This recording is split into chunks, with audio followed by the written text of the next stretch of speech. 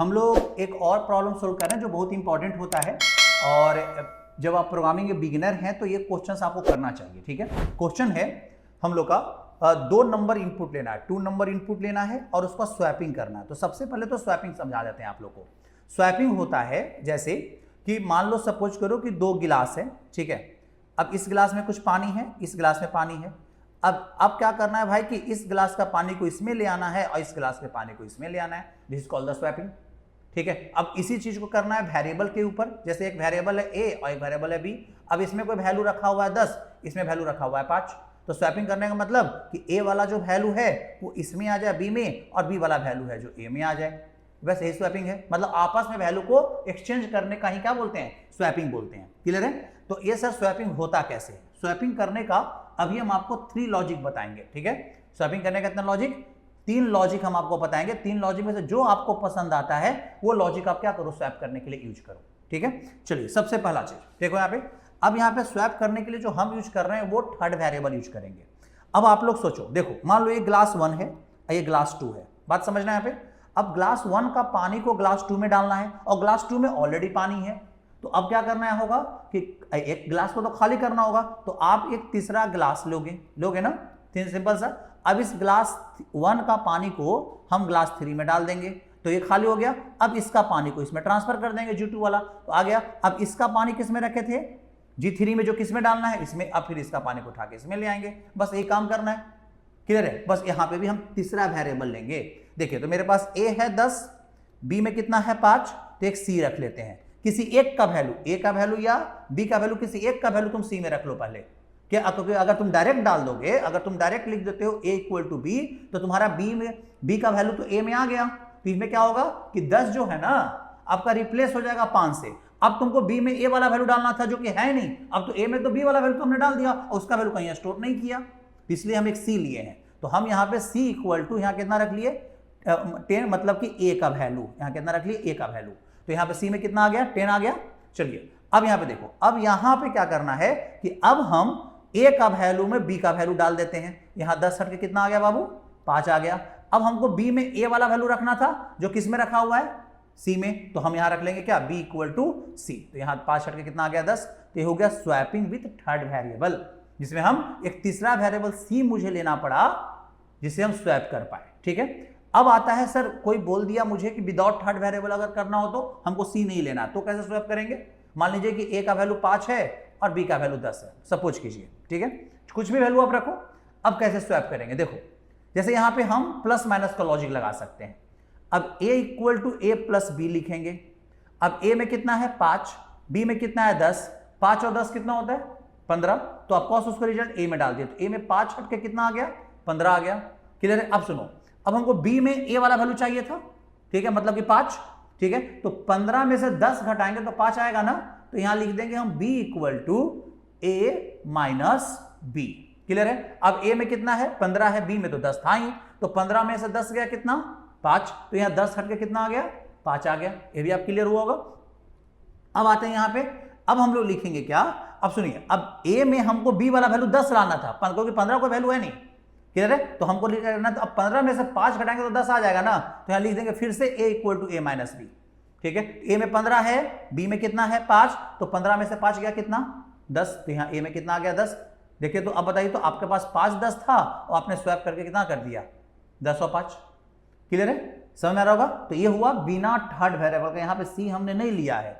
अब बिना third variable का एक और लॉजिक हम आपको बताते हैं, जिसमें अपनी bit wise operator. Bit wise operator हम आपको पढ़ाए हैं वीडियो में, नहीं पढ़े हो जाके वीडियो देखो किस तरीके से काम करता है, वो डेटा के बिट पे काम करता है। ठीक है, चलिए अब हम लोग बात करेंगे बिट वाइज ऑपरेटर। जैसे मान लो कि ए में रख लिए 5 और बी में रख लिए 7। क्लियर है? अब इस केस में क्या करना है कि आपको बी ए और बी, समझे, यहां पे स्वैप करना है यूजिंग बिट वाइज।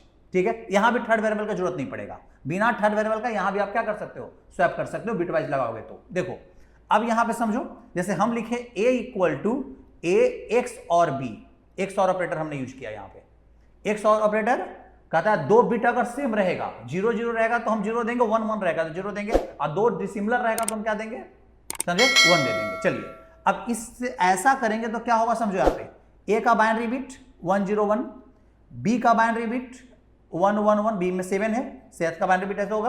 अब 1 1 कितना होगा बाबू? 0 0 1 कितना होगा? 0 सॉरी 1, और यहाँ 1 1 कितना हो जाएगा? 0, मतलब 0 1 0, मतलब ए में जो वैल्यू आया 0 1 0 किसका बाइनरी है? तो किसका बाइनरी भी हम आपको करने के लिए बताए हैं, 1 2 4 8, यहाँ पे लिख दो 16, इस तरह से लिखते हैं। चलो यहाँ पे लिख दो 0 1 0, किसका बाइनरी है? 2 का, क्योंकि 1 2 के पास है, उसको ऐड कर लेते हैं। तो ए में 5 हटकर कितना आ गया? 2 आ गया। सब लोग देख रहे हो यहाँ पे? अब फिर से लिखते हैं, क्या लिखेंगे? b equal to A XOR b। फिर से अब a में देखो, a में 2 है, 2 का बाइनरी कितना? 0 1 0 है ना।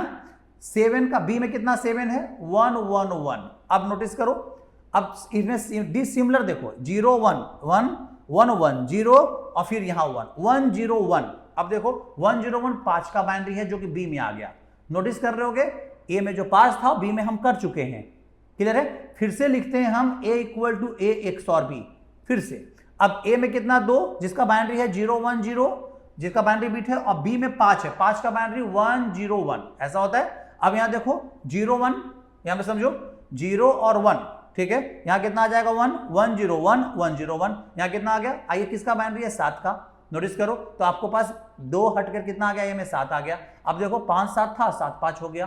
तो आपको जो लॉजिक पसंद है, थर्ड वेरिएबल के साथ, without third variable with plus minus operator, और without third variable with XOR operator, bitwise XOR operator, ठीक है। तो हम आपको दोनों लॉजिक हम आपको अच्छे से बता दिए, किस तरीका से काम कर रहा है ये भी हम आपको समझा दिए, ठीक है। चलिए हम लोग इस प्रोग्राम को बनाते हैं, स्वैपिंग का प्रोग्राम। चलिए एक हम लोग VS कोड ओपन कर लें अपना, VS कोड में एक फाइल नया बना ले।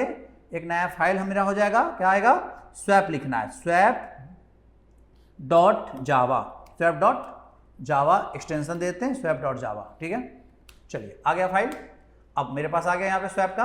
अब जो यहाँ पे सबसे पहले मेन मेथड, चलिए 2 नंबर इनपुट लेना है, तो 2 वेरिएबल चाहिए, इन टाइप का A, इन टाइप का B, ठीक है। और आपको अगर थर्ड वेरिएबल यूज करना है तो एक C भी रख लेंगे। बिना थर्ड वेरिएबल का भी लॉजिक आपको पता है, जो आपको पसंद पड़ता है वो लॉजिक आप क्या कर सकते हो? यूज कर सकते हो। चलो अब यहाँ पे देखते हैं। अब यहाँ आते हैं, यहाँ पे हमें क्या चला? इनपुट लेना। तो स्कैनर क्लास का object SC equal to new scanner, ठीक है। और यहाँ पे हम डालेंगे system dot in as a argument में। क्यों डालते हैं ये भी हम आपको बताए हैं, आप इनपुट का वीडियो को देखो, ठीक है। अब यहाँ पे अब हमें इनपुट लेना है system dot out dot println, ठीक है। और यहाँ लिखेंगे इंटर 3 नंबर, इंटर 3 नंबर ले लिया इनपुट। चलिए यहाँ पे लिखेंगे क्या? A इक्वल टू 3 नंबर तो नहीं लेना, 2 ही नंबर लेना ना, सॉरी। तो इंटर 2 नंबर, मैसेज में क्या कर देते हैं यहाँ पे, ओके, ठीक है। यहाँ पे 2 नंबर कर दो, इंटर 2 नंबर। अब यहाँ पे लिखेंगे क्या? यहाँ लिखेंगे system dot out, sorry SC dot next int, clear है। चलिए इनपुट हो गया। फिर B इक्वल टू लिखेंगे SC डॉट नेक्स्ट इंट, हो गया। चलिए A और B इनपुट हो गया। अब इसको स्वैप करना है। स्वैप करने के लिए हम जो लॉजिक यूज कर रहे हैं थर्ड वेरिएबल का, ठीक है। चलिए यहाँ पे हम लिख देते हैं थर्ड वेरिएबल, क्लियर है। अब देखो थर्ड वेरिएबल के साथ कैसे करेंगे? C में हम A का वैल्यू रख लिए, हो गया। अब A में हम B का वैल्यू डाल दिए, B में हमें A वाला वैल्यू रखना था जो कि C में रखे हुए हैं, तो यहाँ लिख देंगे B इक्वल टू C, हो गया स्वैपिंग। अब आप प्रिंट करा के देखो system dot out dot println, ठीक है। और यहाँ प्रिंट कराओ किसको? A का वैल्यू और स्पेस देकर B का वैल्यू भी, ठीक है, B का वैल्यू। ये आपका स्वैपिंग हुआ, देख रहे हो ना, यूजिंग थर्ड वेरिएबल, ठीक है। चलिए हम लोग इसको रन कराते हैं। चलिए हम लोग अपने सिस्टम के टर्मिनल पे भी आकर रन करा लें, ठीक है। देखिए यहाँ पे, और यहाँ पे हम लोग आ जाएं, यहाँ पे न्यू टर्मिनल ओपन यहीं पे कर लेते हैं। देखो यहाँ पे लिखते हैं क्या? जावा स्वैप डॉट जावा। यहाँ पे आपके पास एक स्टार का सिंबल कहीं पे दिख रहा होगा, एक्स्ट्रा है कहीं का, देखिए SC यहाँ तो नहीं है भाई, कंपाइलेशन इलीगल स्टेटमेंट कहीं पे आ रहा है क्या? कहीं पे प्रेस हो गया होगा मुझसे, ओके।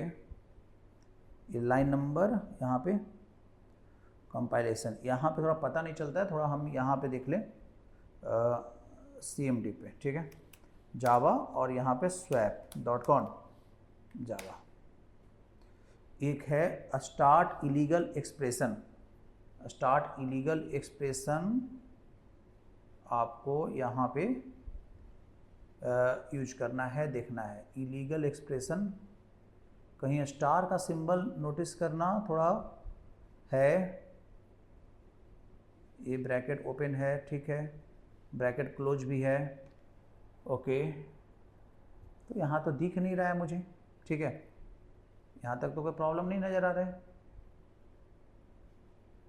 ठीक है भी, था भी नहीं।